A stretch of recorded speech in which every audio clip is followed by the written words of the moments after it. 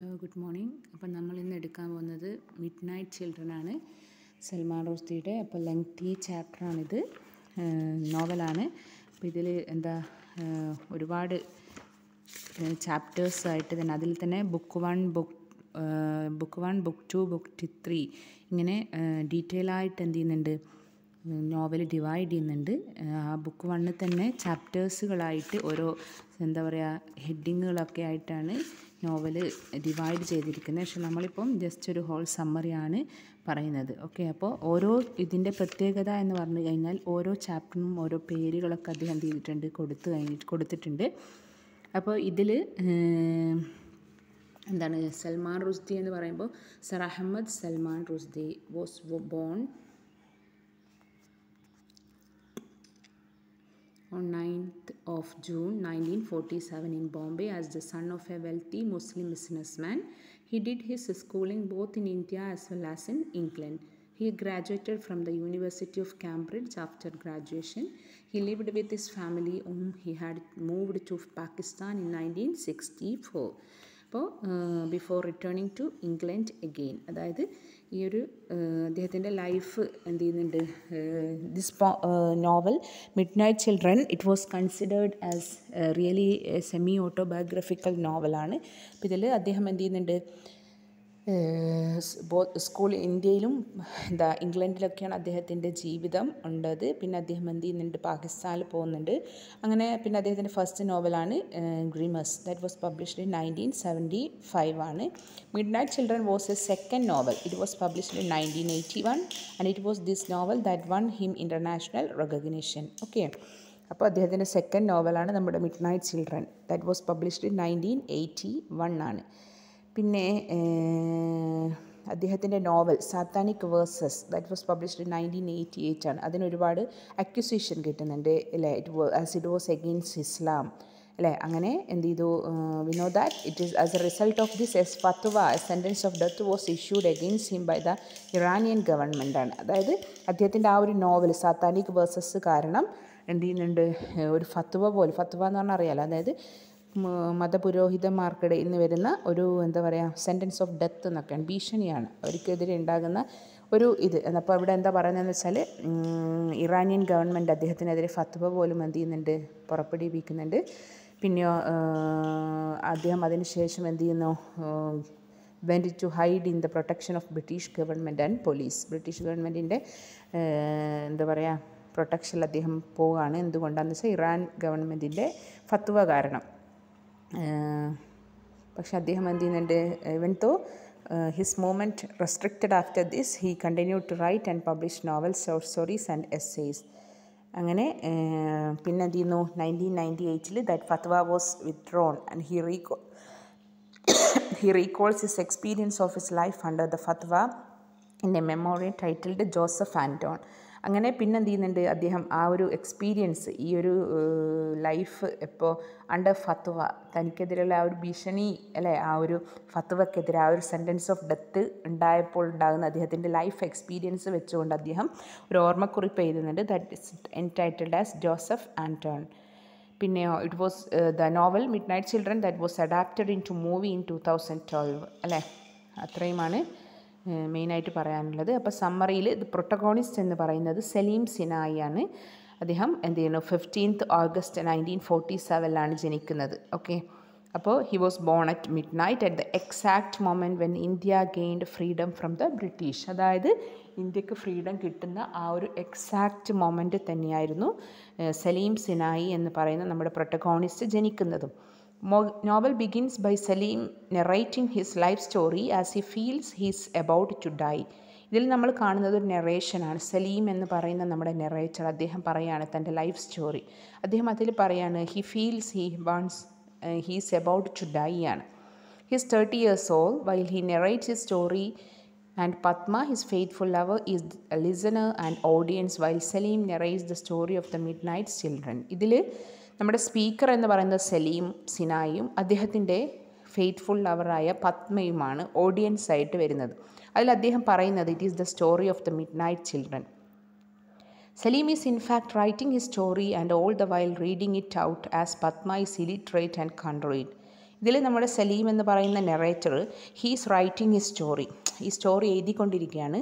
And also he's reading it loud as Padma is illiterate and can read. Padma എന്ന തൻ്റെ ലവറിന് വായിക്കാൻ അറിയാത്തത് കൊണ്ട് തന്നെ അത് ഉച്ചത്തിൽ വായിച്ചു കൊടുക്കുകയും അദ്ദേഹം എന്ത് ചെയ്യുന്നുണ്ട്. In Salim's story, a doctor named Adam falls in love with his patient while treating her. For reasons of modesty and propriety, his patient Nazim stays behind a sheet with a small hole. Only the place where she is ailing can be seen by the doctor through the hole. ഈ ഒരു സ്റ്റോറിയിൽ നമ്മൾ കാണുന്നത് ഒരു ഡോക്ടറുടെ പേര് ആദം എന്നാണ്. അദ്ദേഹം എന്ത് ചെയ്യാണ്, നസീം എന്ന് പറയുന്ന ഒരു ലേഡിയുമായിട്ട് തൻ്റെ പേഷ്യൻ്റാണ്, ആരുടെ, ആദം എന്ന ഡോക്ടറിൻ്റെ പേഷ്യൻ്റായ നസീമുമായിട്ട് എന്താവാണ്, അഫെയർ ആകുകയാണ്. അവരുടെ പ്രത്യേകത എന്ന് പറഞ്ഞാൽ നസീം എന്ന് പറയുന്ന ലേഡി അവൾ ഇങ്ങനെ ഒരു ഹൈഡിങ് പ്ലേസിലാണ് നിൽക്കുക. അതായത് അവൾക്ക് എവിടെയാണോ വേദന, എയിലിംഗ് പ്ലേസ് മാത്രം, അതായത് അവൾക്ക് വേദനയുള്ള പാർട്ട് മാത്രം എന്ത് ചെയ്യും, ഒരു മറക്ക് പിന്നിലാണ് പേഷ്യൻ്റ് നിൽക്കുക. എന്നിട്ട് അവൾക്കിപ്പം കൈയാണ് വേദനയെങ്കിൽ എന്ത് ചെയ്യും, ആ മറക്കിൽ പിന്നിലൂടെ അവളുടെ കൈകൾ കാണിച്ചു കൊടുക്കും. അങ്ങനെയൊക്കെയുള്ള സിസ്റ്റായിരുന്നു ഉണ്ടായിരുന്നത്. അതുകൊണ്ട് തന്നെ ആദം മുഴുവനായിട്ടും ആരെ കണ്ടിരുന്നില്ല, നസീമിനെ കണ്ടിരുന്നില്ല. And Adam finally gets to see her face when she has a headache and instantly falls in love with her, just as Naseem's father had hoped and expected. അതായത് ആദം അവസാനം അവളുടെ മുഖം കാണുന്നത് എപ്പോഴാണെന്ന് വെച്ചാൽ, നസീമിനൊരു തലവേദന വന്നപ്പോൾ എന്ത് കാണിച്ചു കൊടുക്കണം, ഫേസ് കാണിച്ചു കൊടുക്കണം. അപ്പോഴാണ് അദ്ദേഹം എന്ത് ചെയ്യുന്നത്, നസീമുമായി സ്നേഹത്തിലാകുന്നത്. അത് തന്നെയായിരുന്നു നസീമിൻ്റെ ഫാദർ വിചാരിച്ചത്. അങ്ങനെ സംഭവിക്കുമെന്ന് വിചാരിച്ചത് കൊണ്ടാണ് അദ്ദേഹം ഇത്രയും എന്ത് ചെയ്തത്, മറയൊക്കെ വെച്ചിരുന്നത്. They both marry and move to അംത്യാസ്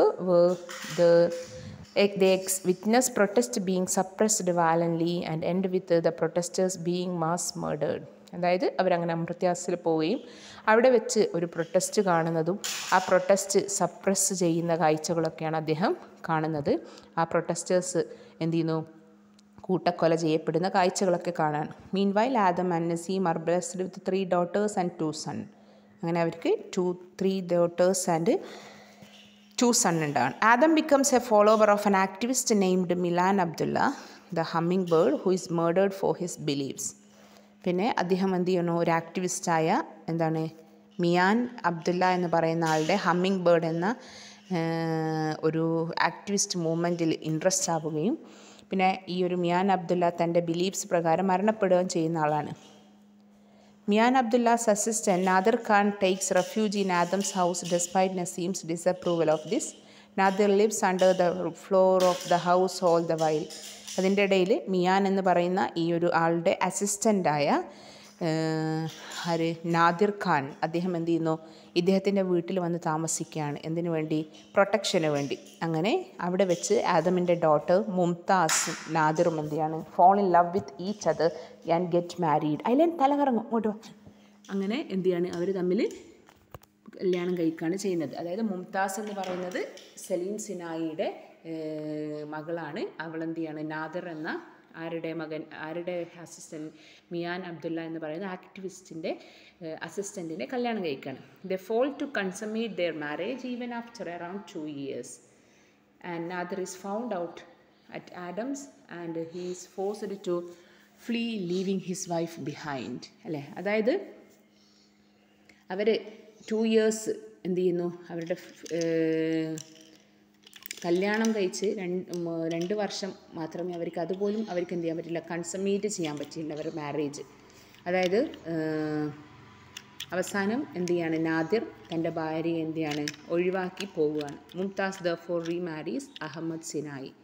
അങ്ങനെ മുംതാസ് നാദിർ എന്ന് പറയുന്ന ആൾ തന്നെ ഒഴിവാക്കിയപ്പോൾ ആരെ കല്യാണം കഴിക്കുകയാണ്, അഹമ്മദ് സിനായിയെ. He was a merchant who had courted her sister earlier.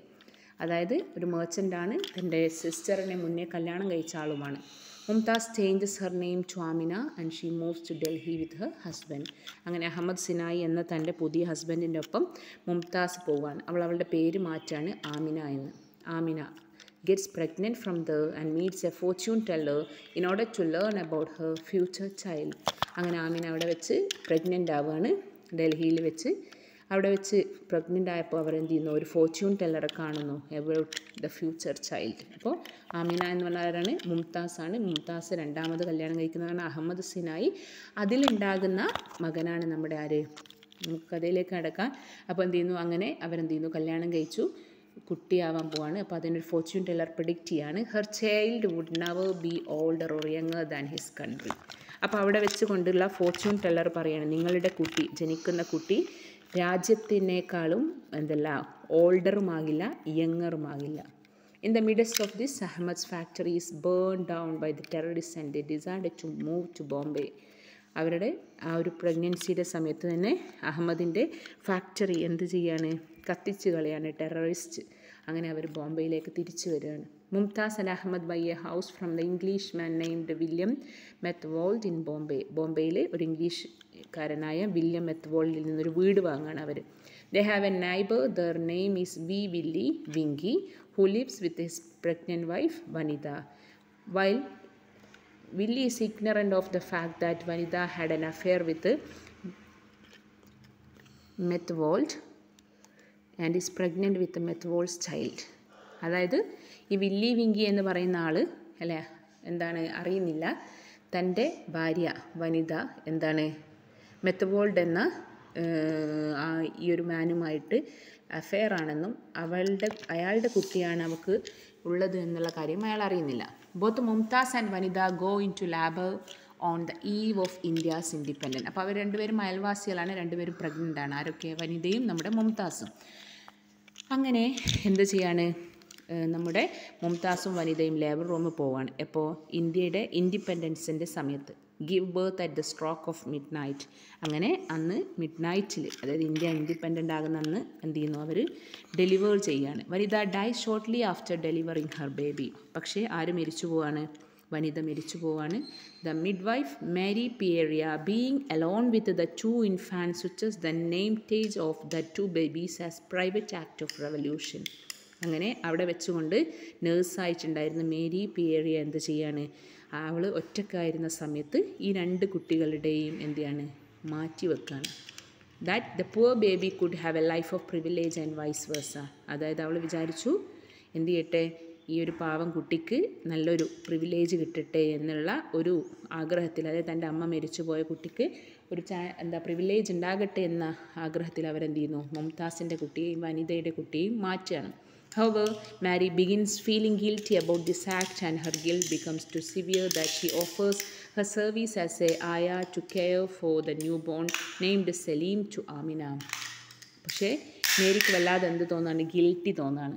അങ്ങനെ അവൾ അതിൻ്റെ ഗിൽറ്റിയുടെ പേരിൽ അവൾ എന്ത് ചെയ്യാണ്, ഒരു ആയയായിക്കൊണ്ട് നമ്മുടെ newborn to care for the newborn to Amina, ആമിനക്ക് ജനിച്ച കുട്ടിയെ എന്ത് ചെയ്യാണ്, കെയർ ചെയ്യാൻ തീരുമാനിക്കുകയാണ്.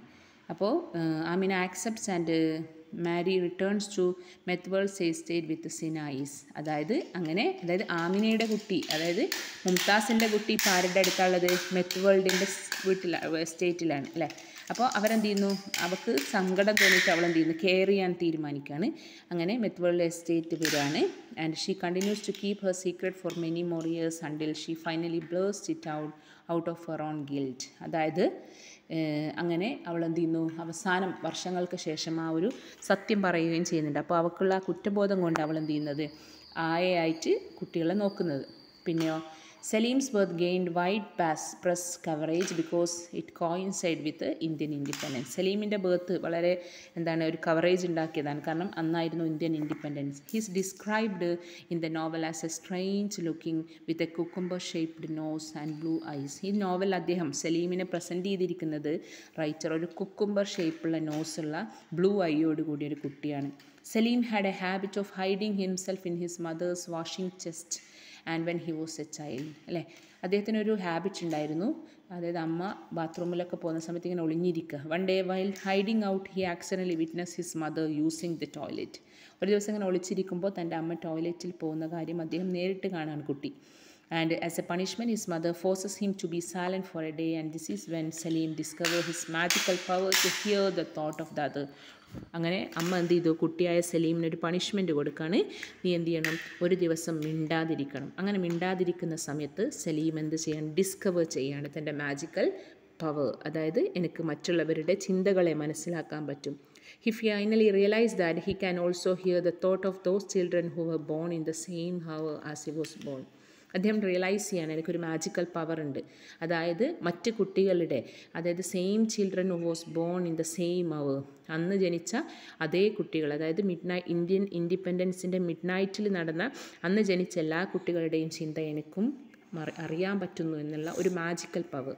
ശരിക്കും ഒരു മെറ്റാഫറിക്കൽ മിറർ ഓഫ് ദ നാഷനാണ്. എന്ന് പറഞ്ഞാൽ നാഷൻ്റെ ഫീലിങ്സ് മനസ്സിലാക്കാൻ പറ്റുന്ന ഒരു കഴിവാർക്കുണ്ടാവുകയാണ് സലീമിന്. He also finds out that all of these children were also endowed with their own magical power, of which the strongest one were those born closest to midnight. അതായത് അദ്ദേഹം മനസ്സിലാക്കി എല്ലാ കുട്ടികളും ആ സമയത്ത് ജനിച്ച എല്ലാവർക്കും ഒരു മാജിക്കൽ പവർ ഉണ്ടെന്നും കൂടുതലുമുള്ള സ്ട്രോങ്ങസ്റ്റ് പവർ, മാജിക്കൽ പവർ ഉള്ളത് ആർക്കാണ്? മിഡ് നൈറ്റ് ചിൽഡ്രനിൽ ജനിച്ച കുട്ടികൾക്കാണ്. Shiva, the real son of Amina, who was switched with Salim, is described as being physically strong and gifted with the powers of fighting. അതിൽ ശിവ എന്ന് പറയുന്ന കുട്ടി, ശിവ ആരാണ്? ശരിക്ക് ആമിനയുടെ റിയൽ സണ്ണാണ്. അതാരെ മാറ്റിക്കളഞ്ഞതാണ്? നമ്മുടെ നേഴ്സ് മാറ്റിയതാണ്. അപ്പോൾ ശരിക്ക് സലീം ആരുടെ കുട്ടിയല്ല? മുംതാസിൻ്റെ അല്ലെങ്കിൽ ആമിനയുടെ കുട്ടിയല്ല. അപ്പോൾ എന്ത് ചെയ്യുന്നു? ശിവ എന്ന് പറയുന്നതാണ് ശരിക്കുള്ള കുട്ടി. പക്ഷേ കുട്ടി എന്ത് ചെയ്യാണ്? മാറ്റിപ്പെടുകയാണ്.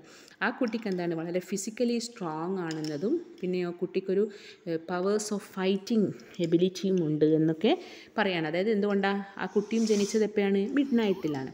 അയിലേൻ അടുക്ക് പല്ലിക്കണ വരുന്നത്. Mary Pierre is forced to admit that she had switched babies when Salim is taken to hospital and doctors reveal his blood type, which proves he cannot be biological son of Ahmed and Amina. അങ്ങനെ അവസാനം reveal ചെയ്യുകയും അങ്ങനെ hospital വെച്ച് doctors reveal ചെയ്യാണ് അദ്ദേഹം എന്തല്ല biological സണ്ണല്ല. ആരുടെ? അഹമ്മദ് ആൻഡ് ആമിന. അപ്പോൾ നമ്മുടെ സലീം അവരുടെ കുട്ടിയല്ലെന്ന് മനസ്സിലാണ്. Then alcoholic Ahmed is infuriated and becomes violent on hearing this news. This turn makes Amina decide to live with her sister in the recently created nation Pakistan. അങ്ങനെ അഹമ്മദ് എന്ത് ചെയ്യുന്നു? വളരെ ആൽക്കഹോളിക്കായിരുന്ന അഹമ്മദ് എന്ത് ചെയ്തു? ദേഷ്യം പിടിക്കുകയും വയലൻ്റ് ആവുകയൊക്കെ ചെയ്യാണ്. അങ്ങനെ ആമിന എന്ത് ചെയ്യുന്നു? തൻ്റെ സിസ്റ്ററിൻ്റെ ഒപ്പം പാകിസ്ഥാനിൽ ജീവിക്കുകയാണ്. They return to Bombay after Ahmed's death. പിന്നെ അഹമ്മദ് മരിച്ചപ്പോൾ അവർ പിന്നെയും ബോംബെയിലേക്ക് തിരിച്ചു വരുന്നു. This is the time when India caught up in the war with China. അപ്പോഴാണ് അവിടെ എന്ത് നടന്നുകൊണ്ടിരിക്കുന്നത്? ഇന്ത്യ ചൈന വാർ നടന്നുകൊണ്ടിരിക്കുന്നത്. Saleem has an operation done to fix his nose and after his surgery he loses the magical power of the telepathy. അല്ലേ? അതായത് മറ്റുള്ളവരുടെ ഇമോഷൻസും മറ്റുള്ളവരുടെ കാര്യങ്ങളും മനസ്സിലാക്കാനുള്ള കഴിവ്. ഇത് പൊട്ടിപ്പോയാ എന്താ?